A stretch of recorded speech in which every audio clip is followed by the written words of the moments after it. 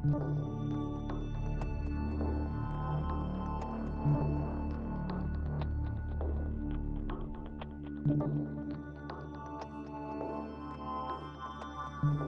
Cajun Country to Death Valley, this is Fishbowl Sports Radio. We're breaking down every snap, Swing, slam from the Louisiana Raging Cajuns to the LSU Tigers. two proud programs, one passionate state. Whether it's Tiger Stadium on a Saturday night or the Cajun Dome rocking midweek, we've got got the the bold bold takes, takes, insider insider scoops, and homegrown pride you won't hear anywhere else. Fishbowl Sports Radio, where Louisiana sports come to.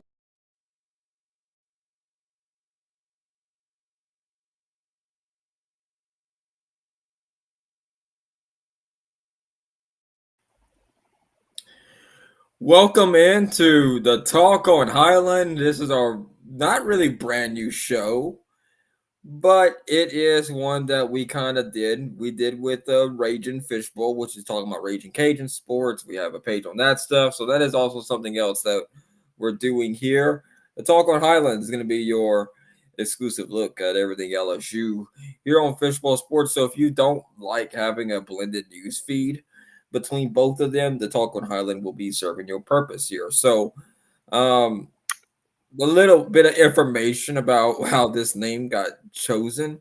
So, Highland's a road in Baton Rouge, and people, you can talk on the street on Highland, basically. So, this is kind of another way just to kind of like, if you don't want to see the Raging Cajun stuff, the Talk on Highland will be serving the purpose of that there. So, without further ado, let me introduce everybody to Bear. You can see Bear in a little tiny. We're the tiny part of the screen right now. The little tiny boxes at the bottom here. If you're watching us on YouTube or Instagram, so how's it going, Bear? I'm good. Yeah, I'm stay back at work, so just getting and get this 2 weeks kicked off. What you think of the Talk on Highland? What you think of the logo and stuff? Yeah, it's necessarily, like Chief was saying, not necessarily a new, from a new show from Fishbowl. It's basically a rebranding of our previous podcast. So yeah, I mean the logo, the Highland Boulevard is one of the main roads in Baton Rouge that runs through the city. And with the Tiger Stadium in the background, it's basically, it fits the need for what we're trying to put. So I think with this here, so Fishbowl Sports is not going away. The Talk on Highland is powered by Fishbowl Sports, so Yes. it's gonna be integrated. Like if you want to have your Raging Cajun stuff, all the shows will be on here. Will be all on the Fishbowl Sports, and it's gonna be shared to these pages here. So you won't miss any episodes if you could like both of them here. So, the big stories will be on Fishbowl Sports. Whereas, like, the more detail, like if you want LSU soccer, if you like, because we don't get the chance to really, because, we're trying to incorporate the Raging Cajun and the LSU stuff all under one roof there. And it gets really hard to cover these teams that ain't really, not known in the public eye, like baseball, softball, basketball, and football are the ones that kind of get the big talk of everything Yeah. here. So what we're trying to Well, do is pay a little bit more attention to these smaller groups of teams here, more in-depth coverage. Like if the LSU soccer team goes to the SEC championship and their little tournament they have and stuff, that the SEC tournament, that kind of thing, they will be covered on the Talk on Highland, but they won't be necessarily covered on Fishbowl Sports. This will be a better. yeah. It's going to be that's what the purpose of Fishbowl Sports is, to cover the big stuff. The Talk on Highland is going to do the smaller stuff. Yeah, can I bring up a little point here? Go ahead. A little sidebar.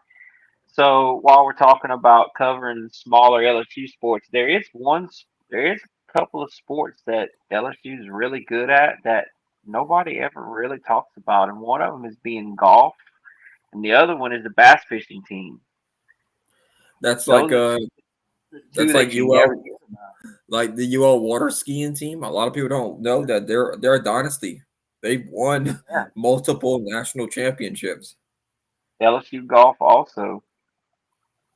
So that's a thing there. So I mean, this will be good. I think it's gonna do well. I think it's gonna be, it's gonna extend Fishbowl's reach. It's basically what it's gonna do. It's gonna, you know, it's gonna benefit both sides. It's gonna benefit y'all that are watching this here because if you don't want to sit through the Raging Cajun stuff, or if you think it's cluttering your feet too much, you're going to talk on Highland, and it's gonna be, just more detail. Like if Yeah, you it's want to know what the soccer team is, it's gonna LSU be LSU exclusive. LSU exclusive stuff. So it's like I said, they both had their places. Like we got Raging Fishbowl. Raging Fishbowl's doing well. It's following all the Raging Cajun stuff. It's doing good numbers right now that we're liking what we're seeing and stuff. So it's doing good stuff. It's gonna become a big number for us in the future, I think. So we'll see what happens here. But yeah, let's get on with the show here. Let's do it. So here's what we need to talk about. The biggest thing. I was watching Ole Miss's press conferences earlier this week, and it's I think to me, LSU, they didn't let that slip that they dropped this big contract, right? This was intentional, Yes, very much. very much intentional. Like, yeah, like, and that wasn't a first offer either. That was probably some back and forth here and there. Like that may be the contract. I don't know how many years. They never specifically came out It's and said. uh it's 7 years, 90 million. It comes out to about 12.8, almost $13 million a year. It's like 12.85 and a bunch of numbers. Yeah, like it's kind of But one it's of a those. 7 year, $90 million with a guaranteed 25 million in NIL money. They made sure to emphasize that because they know Florida can't match that.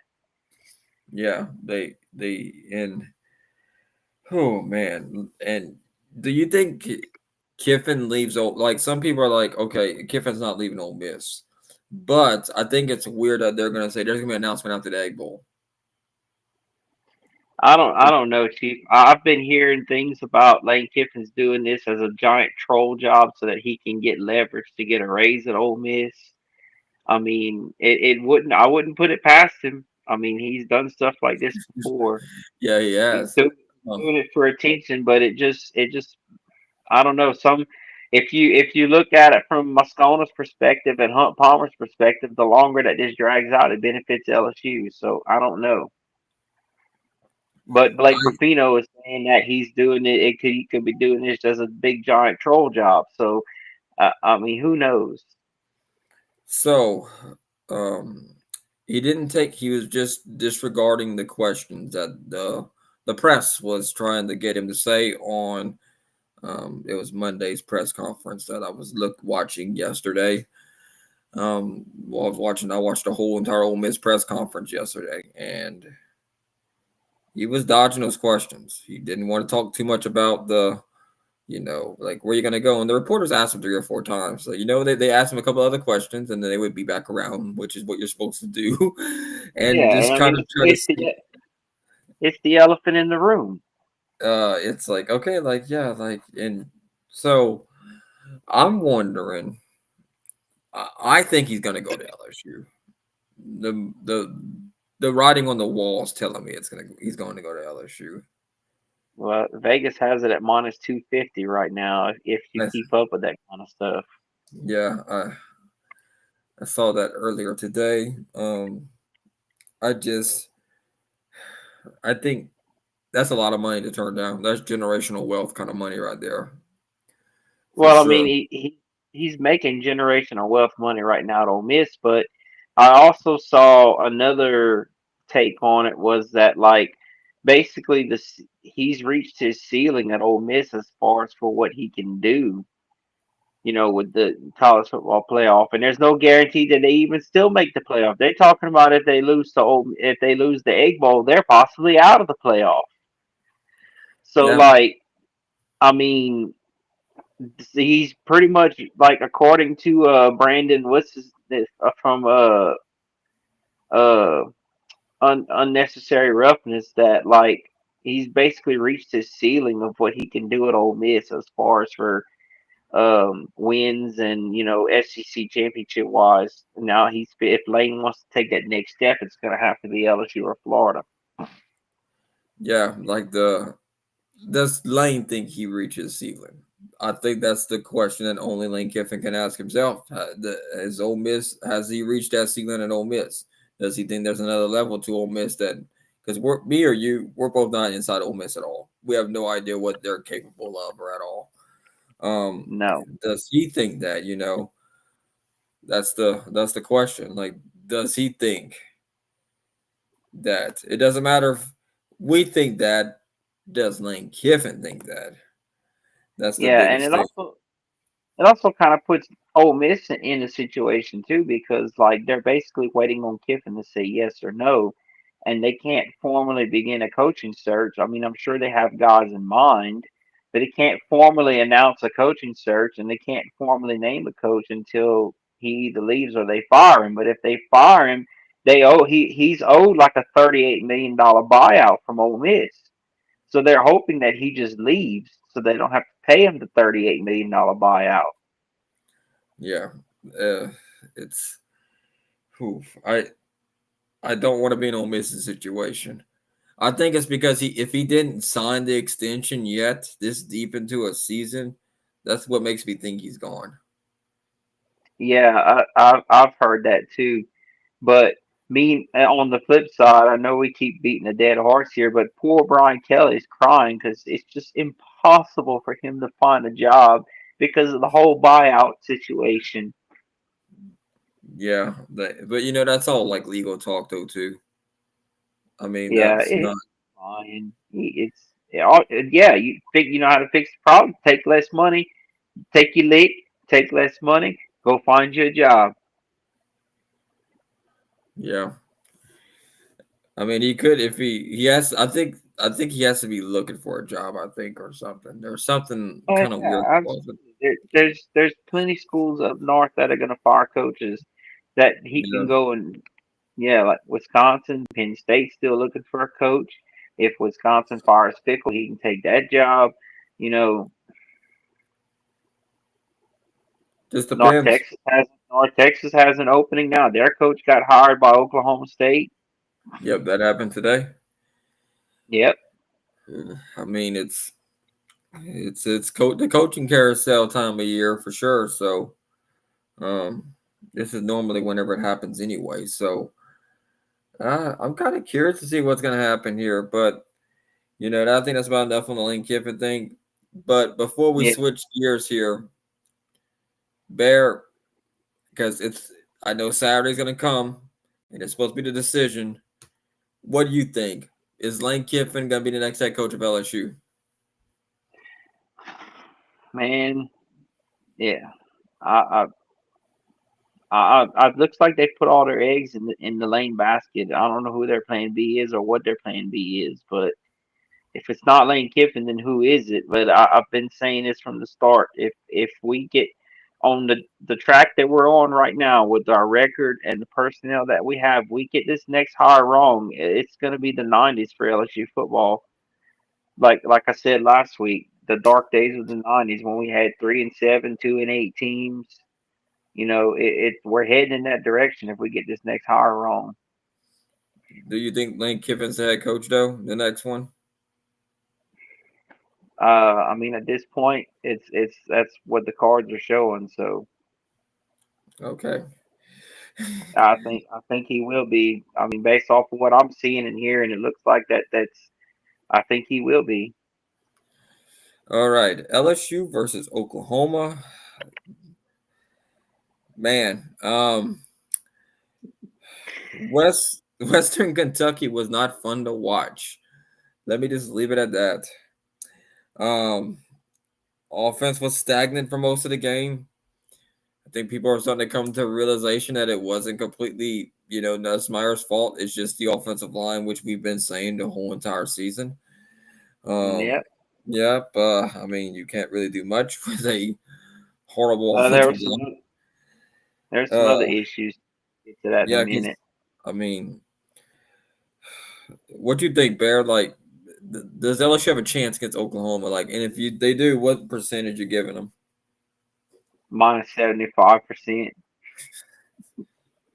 I am not expecting this. I'm honestly, my honest opinion, the cold hard truth, I am not expecting us to beat Oklahoma this week. The Oklahoma's run defense is just too good. Oklahoma's defense is good in general. And I mean, LSU's defense is good too. But as I was explaining to Juicy today on the phone, I'm like, if your defense is on the field for 75% of the snaps in a half, I mean, we've been in the season 12 weeks now, 13 weeks.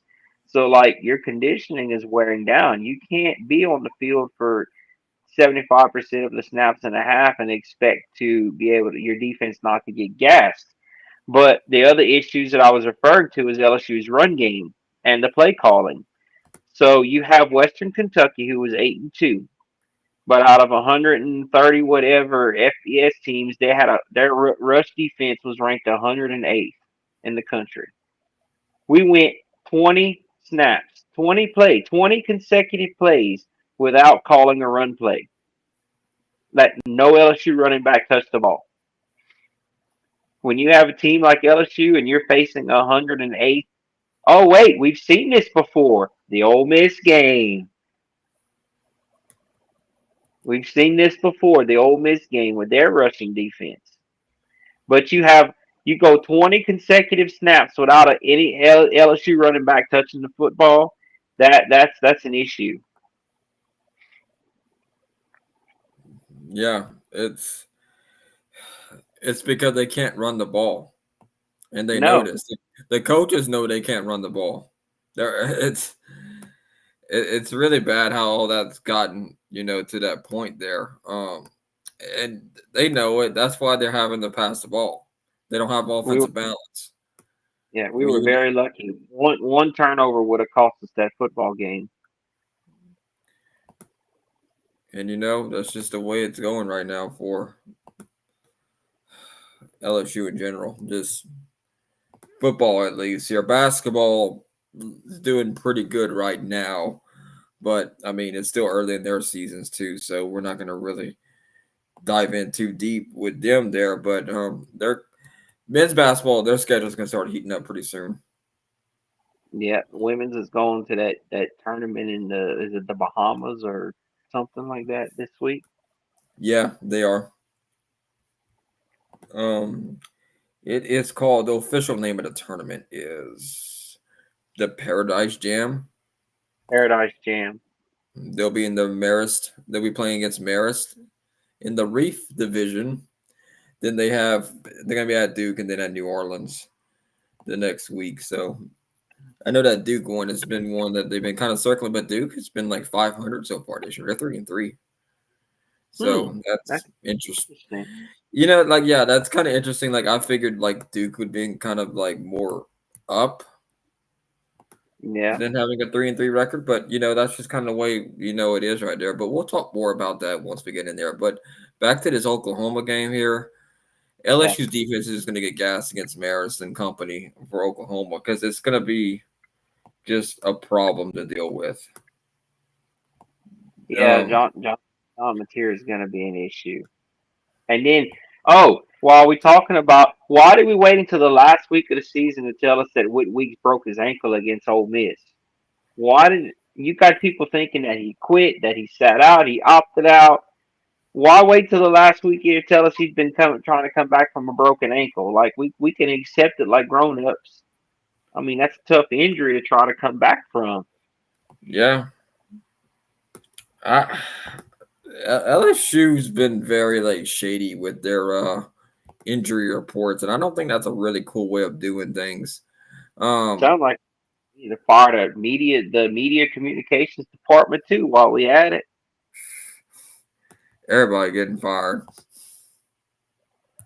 Everybody getting fired basically for it. But like Is it that's baseball just season yet? yeah. I mean, women's basketball they might have they might be able to uphold their end of the bargain here. If Yeah, they're able to I keep mean, everything going. But I mean, I I think Oklahoma's going to win this game. I think LSU's defense is going to be on the field too much in this game. I would love to be a little bit different about it, but I just don't think that LSU is going to have enough because I the mean same. Our it's defense, we're on the field way too much to make a difference in the game. Like we have to score, and that was Juicy's point. He was like, "Yeah, but our defense is going to keep us in the game." I said, "We have to score points to stay in the game and keep the defense off the field. If we can't score points, we're in a world of trouble. you got to have balance. And LSU Got to don't have. have offensive balance." You gotta extend drives. That's the whole point here. Even like you could drive down the field and get no points, but if you turn like a 5-6 minute drive, I mean it's not great that you didn't get no points, but you were on the field for that long. But there's one good thing that you did. You helped your defense out by giving them It's rest. it's frustrating. You go on a 6 minute drive, you get all the way down there, and then you just either miss a field goal or you just don't get anything out of it. And like, I mean, we witnessed that. If you want to talk about the Saints, we witnessed that. You know, we drive down the field and then our kicker misses 2 field goals in a game. But I mean, it's frustrating when you go on a 6 minute drive and you like um against Western Kentucky, like you drive down the field and then they had. I mean, it just we can't do the things we did last week against Oklahoma and expect to win because we Yeah, won't. And if it's Oklahoma needs to win this game because if they don't win this game, their chances of getting in the playoffs are probably not going to happen yeah. either. Oklahoma's got a lot riding on this game. I expect Oh them to yeah, ball out against LSU.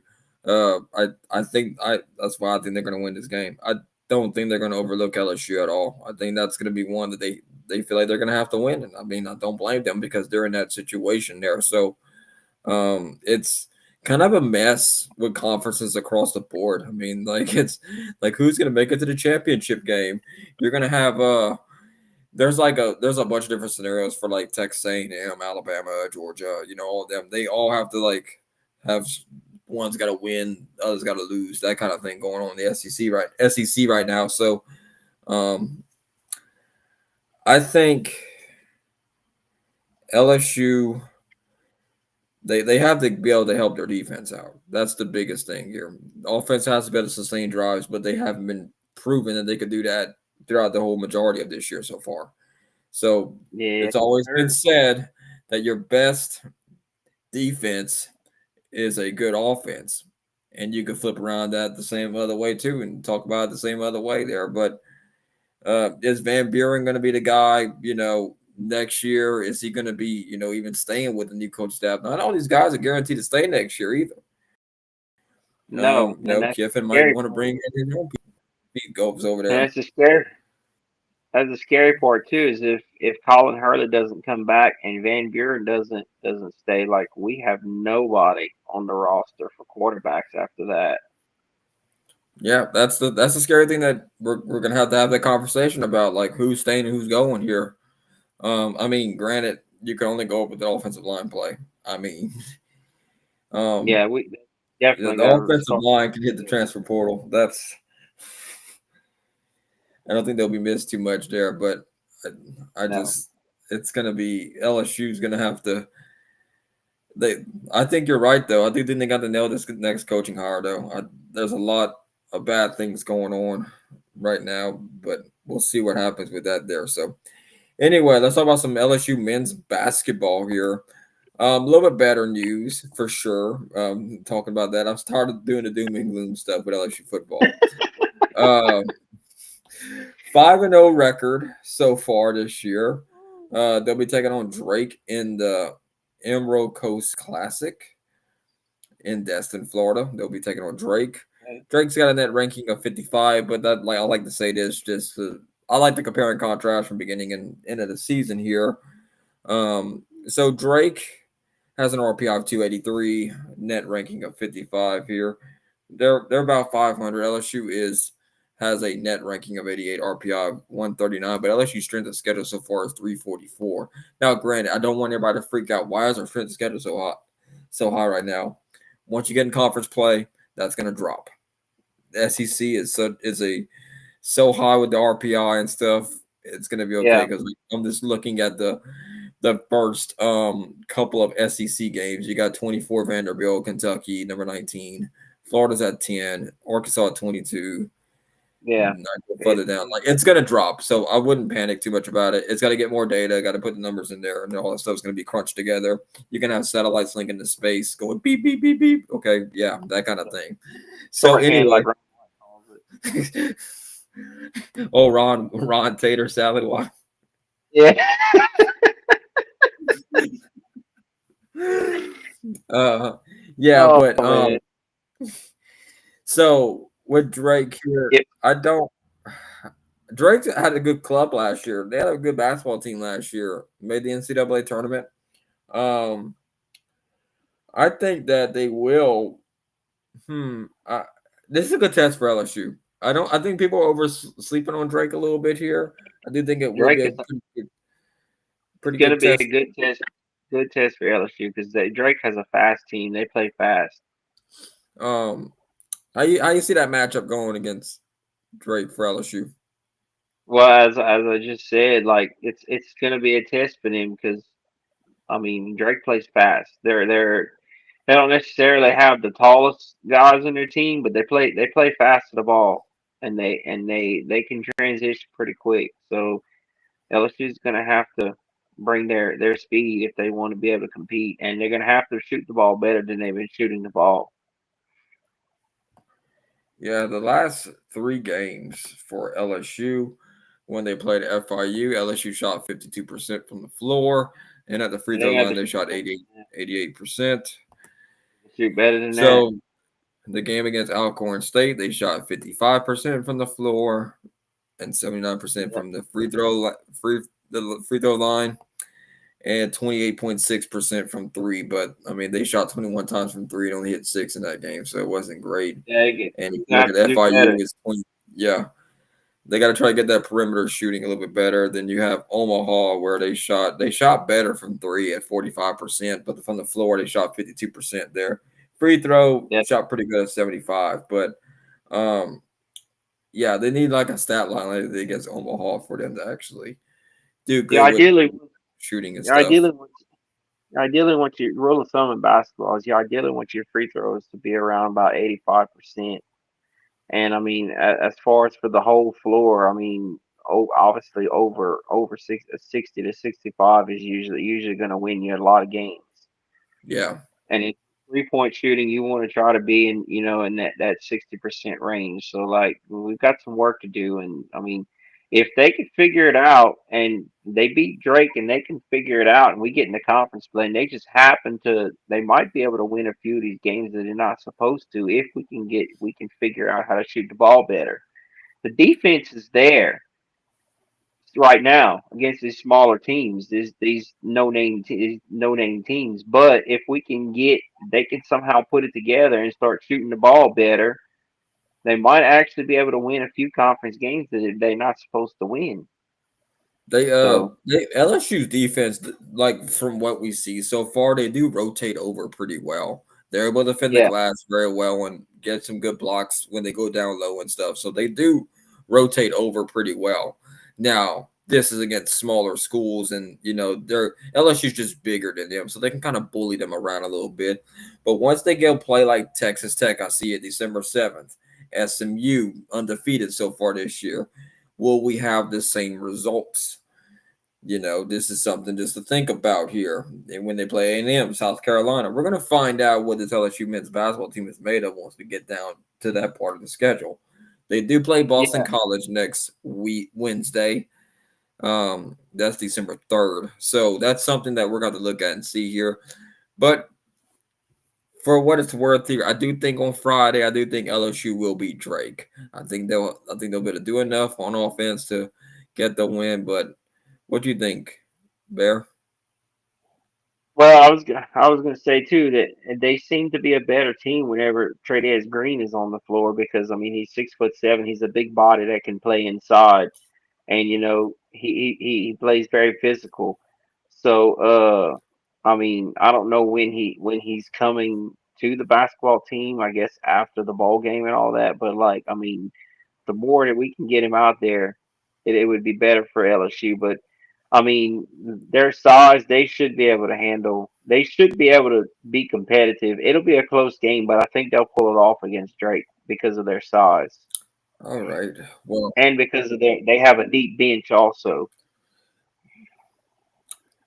let's talk about LSU women's basketball. We'll take on Marist here. I mean, this one not really much going on. The Parish Jam Reef Division. Then after that, they'll take on Duke and then New Orleans. That Duke game was like I said earlier in the pod. I think it was like kind of shocking to see Duke at 500. Duke was kind of projected to be a little bit higher than that. LSU will be on the road for that game in Durham, North Carolina on ESPN. So that'll be a December 4th matchup there. So it's gonna be interesting to see how LSU handles that game there. I think the Maris game. I think it's gonna be very easy for LSU women. I know Kim Mulkey still exploring around with the starting lineup and stuff, which is fine. I think that's really good to do right now, especially in non-conference whenever you're Yep. playing like these weaker teams and stuff that you can find something that works, right? Or if you're like in a like I was talking about earlier tonight when I was on with Jalen talking about the Raging Cajun men's basketball team, talking about Kiwanis White and stuff to kind of go on a little tangent about them. I said it was very simple. I'm like, he could play with the lineup because the Sun Belt's a one bid league anyway. He could lose every single game and just make the conference tournament. And if you would theoretically win the conference tournament, you get the NCAA bid. So does it really matter? Yeah. You could like this use that Yeah. whole entire time just to you know, test things, test theories, whatever you gotta do. Do quantum physics on the sideline. I don't care, right? As long as you can kind of figure out what's going on with your starting lineup whenever you get into the conference tournament play. Now, it ain't gonna work for you at that large stuff there, which is kind of why LSU did put some other teams in here. But like LSU's gonna probably women's gonna probably get an at large bid if they run the table here. Because I mean they got Texas, South Carolina, Oklahoma. You know, those are three top 10 teams currently ranked right now. So all that stuff's gonna Yeah. be pushed up for them. Right now, LSU women's strength of schedule is 242. Their net rankings 10 and their RPI is 62. All that stuff's going to change. The strength of schedule is going to go down. If they keep winning games, their net ranking will go up, obviously. I mean, go down. I mean, technically. RPI will go down as well once they start playing tougher teams. But Marist being 282 is not going to help you drop your RPI anyway or net ranking. So I think they'll beat Marist. Duke's kind of an interesting one. Duke's at 7 right now. So I do think LSU women will beat Duke though next week, but that's the 4th. But we'll say that for next week's episode. So as we talk more about Duke, Yep. I think LSU got too much talent for Maris to handle. What you think, Bear? Yeah, the thing about Kim Mulkey is, I mean, she'll play with the lineup till she finds what she wants, and she's probably looking for a certain specific thing to try to fine tune the lineup, which is why she keeps playing with it. Because once she gets that lineup dialed in and she's seeing the performance that she want to see out of the shooting and the rebounding and the defense, she'll usually stick with that lineup for the whole season. So right now, I guess she's still trying to figure out what the best combo of the five is and how the best combination of the starting five that complement each other on the floor. That's one of her main things too. I mean, But they should be able to she figure out. started four Yeah, guards in one game. I forget what game it was. It was four straight up four guards that she put out there, and that was her starting part of her starting five. Four guards and a power forward. yep, So I mean, that's hey, she's won the national championships. I trust her opinion on this stuff. I mean, yeah. I mean, in this day and age of college basketball, though, a lot of your teams will run four guards out there. So I mean, it's not like it used to be. The game's faster. It's not as physical as it used to be. It's even in the professional leagues. So like four guards is pretty common these days. yeah. Ooh, so you ready to pick some top 25 games for this week? Oh boy, this is probably gonna be the toughest week yet because of all the rivalry games. So let's do it. This is we're literally walking into a minefield right here. I feel because this is going to be it's a lot of Friday games, by the way. So Yeah. yeah, this is literally some minefields. But the guy we were talking about, 11 a.m. kickoff, number 7 Ole Miss taking on Mississippi State, the Egg Bowl. Bear, who you got in this game? Oh man, uh, Mississippi State had a pretty good Cinderella story to start the year. They won their first like 4 out of 5. They beat Arizona State, but then the wheels kind of fell off, and I mean they almost beat Texas, but that's basically been the highlights of their years. So, but I mean I think Ole Miss's talent is just too much for them. So I'm gonna take the fighting Kiffins in this one. Now, I wonder how much longer you better call them the fighting Kiffins at this point here, with everything going on with that there. So, um, yeah, I mean, like we kind of alluded to it earlier, how long.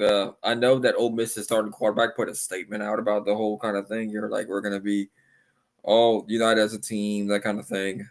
So it seems like they all kind of know that. I feel like they thinking Kiffin's out the door. It's kind of the vibe I'm getting from like the underlying like meanings between like the text and stuff like that. But it seems like um Yeah, Ole Miss they could be distracted entering this game. This would be a very attractive upset pick, but I do think that Ole Miss will end up winning this game. I just don't see enough to pull it there, but I would. This one is kind of like the one you're kind of looking at. Yeah, like this would be the upset one, but I got Ole Miss winning that one yeah, there. And you got to get on Juicy about like sending in his picks early, man. yeah. He going I he going did I did he, last week. he going to try to He cheat. waits till He yeah, going he's to gonna try to try to cheat and cheat. send it in late. That's what he's going to try to do. You got a 3 game lead on me right now. I got a 1 game lead on Juicy right now. So we'll have to see what happens with all the picks and stuff. I have a 4 game lead over Oh, you, 4 game actually. lead. Okay. Yeah. Okay. I'm I at got there. I'm- yeah, I have a 5 game lead over him, a 4 game lead over you. Okay. I think of last week maybe. It Number was 13. until I went 19-1 last week and y'all went 17-3. Hey, that's still a good week though. 17-3. I Yeah. mean, number 13, Utah taking on Kansas. Bear, who you got in that matchup? 11 a.m. Yeah, kickoff. I mean, Kansas was supposed to be one of those Cinderella teams this year because of the whole Lance Leopold and the Jalen Daniels, coming back for his senior year. But Kansas definitely did not meet everybody's expectations this year, and Utah's just got too much talent for them to handle. So I'm gonna take the running Utes. I got Utah winning. I think they'll pick up the win there. Like I said, I think like you said, I think there's too much talent for them to handle. Number 4, Georgia taking on number 23, Georgia Tech.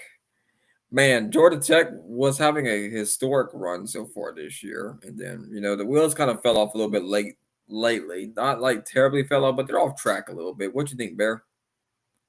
Yeah, Georgia Tech the last couple weeks, man, they looked bad against a then 1-9 Boston College team and almost lost almost lost that one, and then they got absolutely destroyed by Pitt last week, who got destroyed by Notre Dame. So like I don't know what's going on with Georgia Tech, but I was really hoping that they had a chance to make the ACC championship game. But I mean, they're facing a juggernaut this week and Gunnar Stockton and at Georgia defense. So I'm gonna take the fighting Bulldogs in this one. Give me the UGA. It's at Mercedes-Benz Stadium in Atlanta, Georgia. I do think, Georgia's going to be getting real used to playing there if they, keep it up here. Maybe they get a little bit of help to get into the SEC championship game. I think Georgia will pick up the win over Georgia Tech. I just think Georgia Tech, off, they're off right now. They got to find the balance again, but I think Georgia's got it there. Number 2, Indiana taking on Purdue. Bear, who you got in the game? Yeah, I mean Purdue's not very good. There's really not much to say about Purdue. So I'm gonna take the Fighting Signetis in this one. Everybody's trying to find a Signetti on their this anywhere at this point, but Indiana's got something good going on over there. You know what? Give me Indiana. I think they'll pick up the win there. Number 3, Texas A&M taking on number 16, Texas. Bear, who you got? Man, this is like an old Big 12 rivalry game right here. Now SEC rivalry. Oh, I don't know. I still can't trust Texas offense, even though they won last week.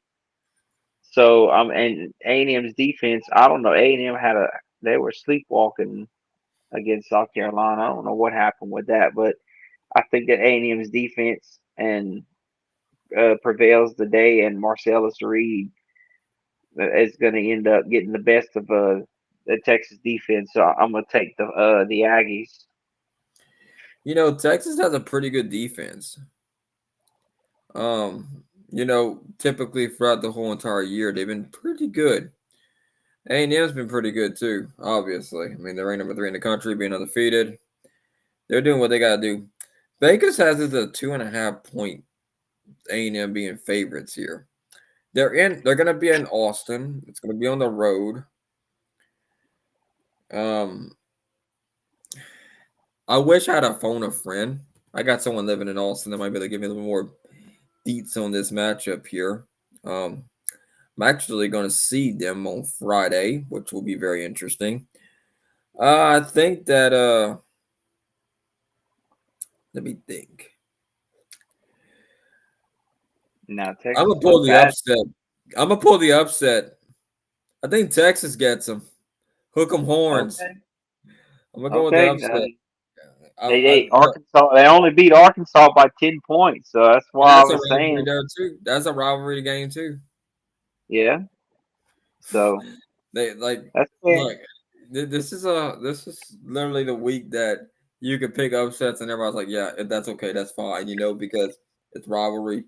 Like it's just like one of those things. Like Ohio State won the national championship last year, but Michigan hadn't beat Michigan in like 4 or 5 years. So we're gonna be picking that game today too. So number 25 Arizona taking on number 20 Arizona State. Bear, who you got in this game? Oh man, Arizona's been playing good ball lately. So you know what? I think I'm gonna pick the Wildcats in this one. I like what they're doing. You know what? I think they're peaking at the right time too. Give me Arizona too. I'm gonna follow you on that one. Arizona State. Arizona's fair by 1.5 points. They're playing in Tempe. It's a road game. I do think Arizona does enough to escape Arizona State, but it's gonna be close. I see a field goal win for Arizona over Arizona State. It's gonna be a good old fight there. The U, Miami, going on the road to take on number 22 Pittsburgh. Who you got, Bear? How's it? This is not even a rivalry game. They should be paying Florida or Florida State, but whatever. Oh, Pitt's coming off a big win last week against Georgia Tech, but you know what? Give me Pittsburgh. I think Miami's going to stumble because they've been kind of struggling as of late. They've beaten the teams that they were supposed to, but they're still. I think their record in like November is like with Cristobal is like 4-12 or something like that. 4-11. You don't trust Beck? No, I don't trust Carson Beck. So I'm gonna take Pitt. Pulled Don't trust upset. Carson Beck. You know what? No. I think I do. I will say this. I think you're onto something. I'm going with Pittsburgh too. I think they're gonna Oh because man. I think Miami. I feel the same way like Georgia Tech. Like they're off track a little bit. Like they're not Yeah. quite as like they're running out of steam. We're like getting toward the end of November when you're supposed to be kind of almost like peaking as a football team. I don't feel that way against about Miami right now. I think Pittsburgh actually beats Miami. So give me that right there. All right, the big game. Number The 1 Ohio game. State taking on 15 Michigan. Who you got, Bear? Well, Ohio State hadn't beat Michigan in what? This is year 5 now, I going on think, year yeah. 5. Mm-hmm. Um, okay, a couple points to this game. If I'm Matt Patricia at Ohio State, I know nothing about this rivalry. I've never coached in it. I'm blitzing Bryce Underwood every chance I get. I'm forcing Bryce Underwood to try to beat me. But I think that Ohio State has enough returning players, and Michigan, they're just not the same team that they have been when Harbaugh was there. So I'm taking Ohio State to pull it to actually beat the streak and finally end the losing streak against Michigan this week. I'm not trying to copy your picks here, but I do think this is the year the streak ends.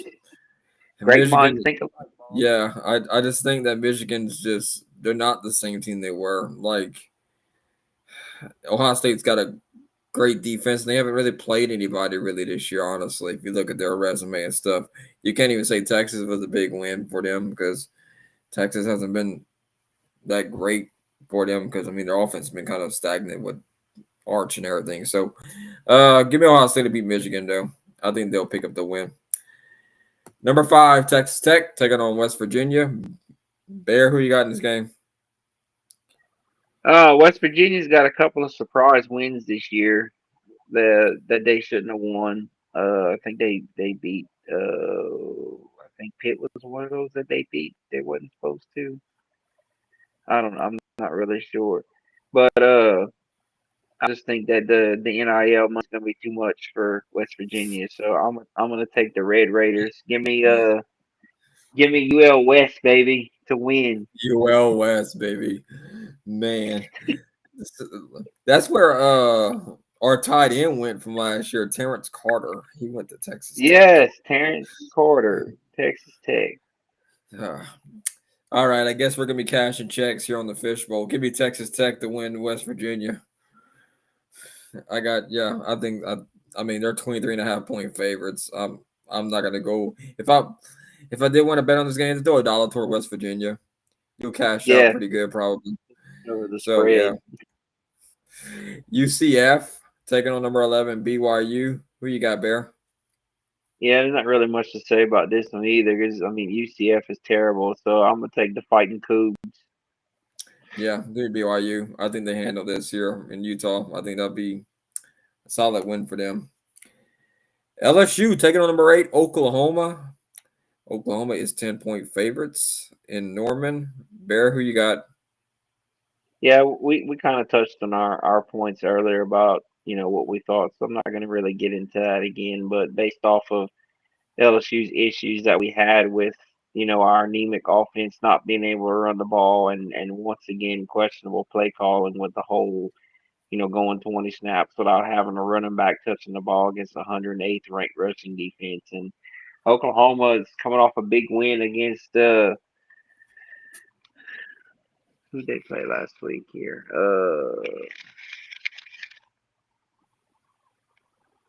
Oklahoma's coming off a win at Missouri. They beat Alabama the week before. They're actually John Mateer's looking pretty good at the right time. So I'm gonna go.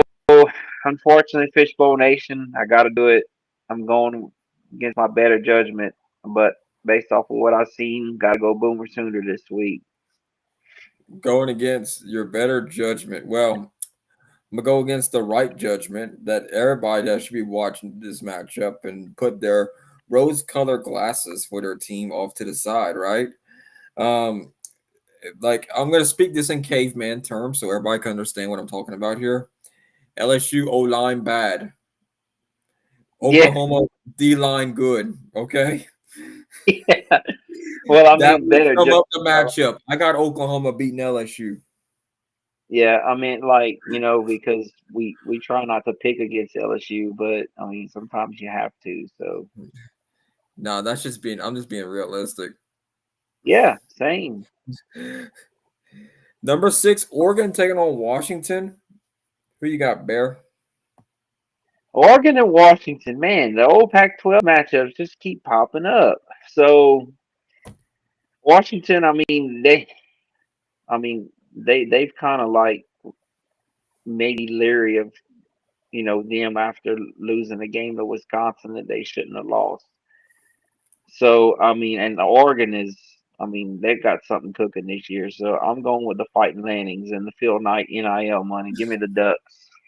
The Ducks, man. You know what? The, I I like Oregon in this matchup. I think they'll do well on the road. It's you know, I just wish that this is Pac-12, man. I don't like this new Big Ten thing. It's just stupid, but it's all about the money these days. So give me Oregon. Yeah, all about the money. Number 14, Vanderbilt taking on number 19, Tennessee. Bear, who you got? Man, this is going to be a fun one to watch because both teams need a win. But as Tennessee's offense is, really good, their defense is, not so much. But Vanderbilt, they need this win. I hate to do this, but I just think that them playing in Neyland Stadium in Rocky Top is just going to be too much. I'm taking the home crowd. Give me the Volunteers. You know what? One player can change a game, right? Yep. Impact players can do great things whenever they need to be called upon to do it. This is Go Pavia time, baby. Kansas State. Pavia time. Give me Vanderbilt Whoa! to knock off Tennessee in Knoxville. Hey, I wouldn't be mad if they do, but I'm Yeah, going with the home. I think Pavia is gonna have a great game. I think he's gonna. Yeah. I think this is gonna be like this is gonna put him in Vanderbilt lore. Okay. So interesting stat over his last 4 weeks, he's averaging like 4 touchdowns a game through the air, and like 86 rushing yards and 1 touchdown rushing touchdown in the game. So That's what we call about what peaking at the right time. yeah, peaking at the right It's time. hard. It's hard. Like it's hard for offenses to keep up with each other when they're both exchanging points. I think Vanderbilt Yeah. wins that. Virginia Tech took on number 18, Virginia. Bear, what you think? Yeah, Virginia Tech, I mean, even though it's a rivalry game, I just think that maybe next year when Franklin has a chance to do something, this game will be more competitive. But I think Virginia is going to pull it off because I think that just they have too much talent. It's gonna be interesting to see here how this Virginia Tech team plays here. You know, you got your new head coach already getting hired, kind of going through his thing here. So you're gonna kind of see what you're gonna do next year. But I think, yeah, I would say next year they definitely have a better shot with it with Franklin. I think he's gonna get that roster going where they need to go, especially in the ACC. He ain't got to deal with no Big Ten powers at bay. So give me Virginia to beat Virginia Tech. I just don't see it happening for Virginia Tech this year. Number 10, Alabama taking on Auburn. So the Iron Bowl. Jordan Hare. Bear, what you thinking?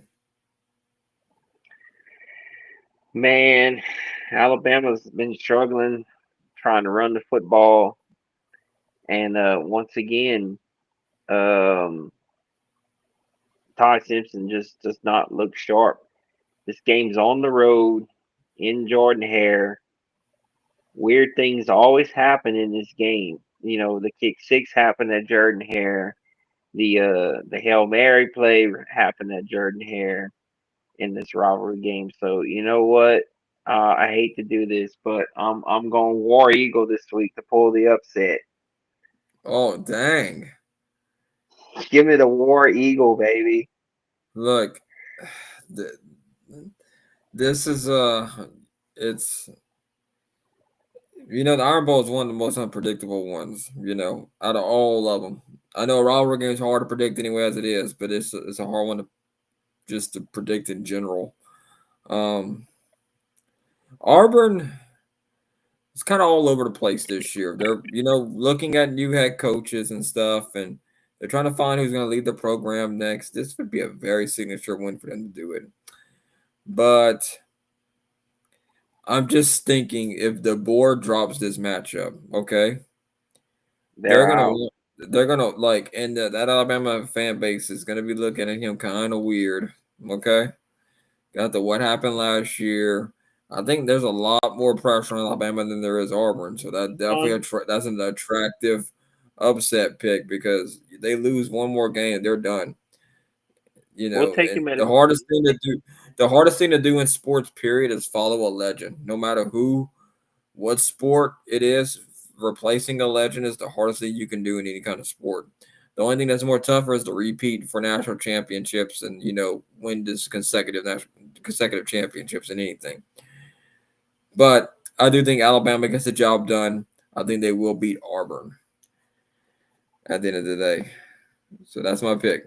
And I'll probably end up wanting to change it on Saturday when I wake up. But Like I said, weird things happen when they play Jordan Hare. That's why I picked yeah, Auburn.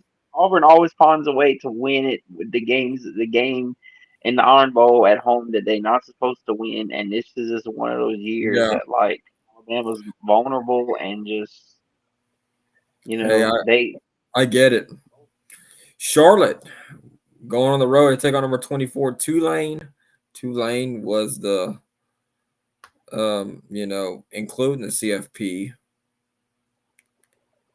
What you think, like, how you feel about the G5 representative?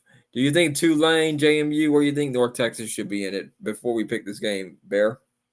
well, now that you mention that, that kind of brings up an interesting point because if I'm the G5, I'm clearly I'm going to the table to try to get a two bid league, a two bid deal because there's no way that you can pick just one of these teams and put them in there. I mean, you got to give all of them a fighting chance. The top two at least.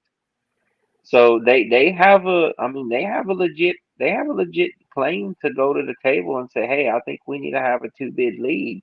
But then that cuts down on the P4s on their bids. So it wouldn't hurt to cut some of their bids down, but But the so I don't know. money, It's the interesting. money. The We're money, back talking about the money again. It's all about the money. Uh, but let's see. I you want mean, to bring up? I would love to have a two bid G5 team. I think they've got it. I think we're at a point with the transfer portal and these higher level G5 teams that is creating parity in the sport. I mean, like, for example, I know we like to pick on Texas Tech, but they were nothing until NIL came out. Yeah, they were always a mid tier Big 12 school And then they up got all that until oil money back there in West Texas. until they got their NIL money, and now they bought. They got a They 20 could buy anybody. That's the thing. You should be able to buy yourself a national championship at some point, right? I mean, they have what a 20. I think it's a $21 million roster that they have for football. So And I mean, they're spending it. Hey, but you know what? You got to know how to spend the money though too. So yeah, that and a they lot do of take deserve some credit have for that though too. You got to get the so right I mean, players in there to make it worth your time. yeah, I just think it's not fair to the G5 to only have a one bid league. I say league. There's four conferences that are five conferences that make it up. But them going to pushing for a two bid like that gives them some more national exposure because Tulane, you're gonna see them on ABC, ESPN, one of those channels because of their ranking and all that. So if you got Yep, JMU in there, if you've got I don't who else did you mention in that there? was North Texas as North well. Texas, that helps them out and gives them national exposure, and then in turn, you know, some My kid watching a high school kid watching there, hey, I want to go play for them because they're a smaller school, but they're good, and that gives me a chance to play. but if you think about it, I don't know why we even have a committee. Exactly. The committee, technically, the committee, I mean, we talked about this before. The committee shouldn't even exist. It should have never been a thing. And you're probably wondering, we could have took the BCS system, used the same rankings, and then just put it in a playoff format. There was no reason to change anything. The people Exactly that what just we were upset that LSU and Alabama were 1 and 2, right? Oh, the SEC has too much power and too much weight and stuff. You just have to put the same implementation. We didn't need to change the you ranking system. you can clearly see the bias in the committee because of the programs that they and the Yeah, rankings. Like you don't need to have they're Notre Dame using it ranked ahead. for yeah, they're using it just for who's gonna make them the most money, right? Because you gotta like Blue showcase it blood. like Disney, like ESPN. Why do you think the SEC teams are always ranked? There's some SEC teams like Texas shouldn't even been ranked number 2 when the season started. Yeah, I mean, I like mean, they shouldn't even come out until week 4, but they have to sell it to somebody for them to watch it. That's the thing. Like, oh, Five's playing 6 this week, the week 1 game. Let me go check it out, right? You gotta have as it. we yeah, as we said last week, you can go to a BCS system, you can get a 12-team playoff out of this, and you can somehow manage to finagle a RPI system out of this too to make it. I mean, to make it Yeah, the most fair. I think that's what that's going to end up having to go to. This committee thing. it's a failure. It's been a failure for the last 11 years, but we keep trying to force a square peg down a round hole. So, as a result, you're gonna get. So Charlotte and Tulane. I got Tulane beating Charlotte. Shouldn't be close. It shouldn't be, but it's college football. UCLA. Then we're taking on number 17 USC. Who you got, Bear?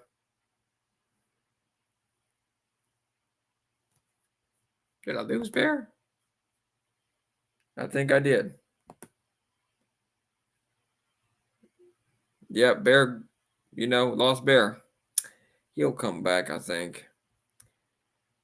Uh, I mean, we've been live for an hour, so I mean, UCLA and USC. I'll pick USC. I think USC is the better team. Um, I just think they're 21 point half point five 21.5 point favorites. I think USC will beat UCLA. Number 21, SMU taking on California because we only got like 3 games left. So let's see. SMU Cal has they're barely bored with 6-5. Yeah, SMU's 8-3. This is an ACC matchup. It hurts me saying that's an ACC matchup. I got SMU beating Cal. Number 9, Notre Dame taking on Stanford. Stanford is not the Stanford of the 2010s to 2012 Stanford.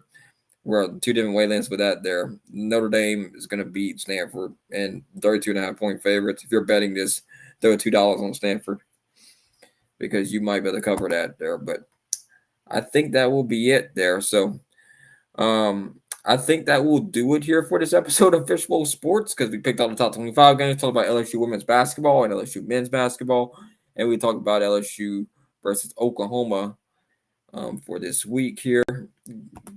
Covered all that stuff there, so we'll keep y'all updated and posted on our socials. If you're on YouTube, oh Bear's back in it here. Okay. Sorry, my phone got too hot and it shut off. All right, we got what, 2 left? We got 3 games left. UCLA and USC. Who you got? I already picked mine. I want to see what you did. Yeah, USC should be able to handle UCLA. I mean, All right. UCLA is not very You good. followed me there. You followed me on that one. All right. Number 21, SMU in California. You know what? I'm gonna go with SMU. I wanted to go Cal, but I don't think Cal's shown enough. They won a couple games that they wasn't supposed to, but I just don't think they have what it Uh, takes to beat All SMU. right. We're 2 for 2 right here. All right. Number 9, Notre Dame taking on Stanford. Oh, this is a cakewalk. Notre Dame How much money you putting on Stanford? to cut. What's the spread? I don't even know what the. 32.5. Oh Lord, yeah. I might put maybe $5 and hopefully win about 50 or so. Hey, that's the way to do it, though. All right, that's all the top 25 games for the week here. It's rivalry week. This should be a very fun week. College Yep. football, should be a very I fun one. So you can follow us on our social channels here: Facebook, X, Instagram, Twitter. No, I already said X and Twitter's the same thing. Okay. TikTok, all that good stuff, So yeah, that'd be all. Thank y'all for tuning in. Hope you have a great, wonderful night here. We'll see y'all here next time here on Fishbowl Sports. Yeah, this should be our last football show technically, until LSU plays their bowl game, or we find out where bowl games are happening at. We'll be talking more about basketball in the next coming week coming up. So that there, Saturday, uh, last home game at Cajun Field, or not Cajun Field, Our Lady of Lourdes Stadium. At that's I will be over there Saturday, so that's the only home game that we have basically in the little vicinity of Acadiana. So that should be it there. I think that's where we'll be hanging out over there. So anything you want to say, Bear, before we get off here? Oh, let's see. Not only is it rivalry week for college football, don't forget to go support your local high school football playoffs this week. McKinder Yep. Yellow Jackets are taking on Union Parish for a chance to go to the semifinals again. Then they'll play Gina. So go Jackets. Go Jackets. All right. Thank y'all for tuning in. Hope you have a great, wonderful time. And we'll see you here next time. Have a good night, Fishbowl Nation. Good night.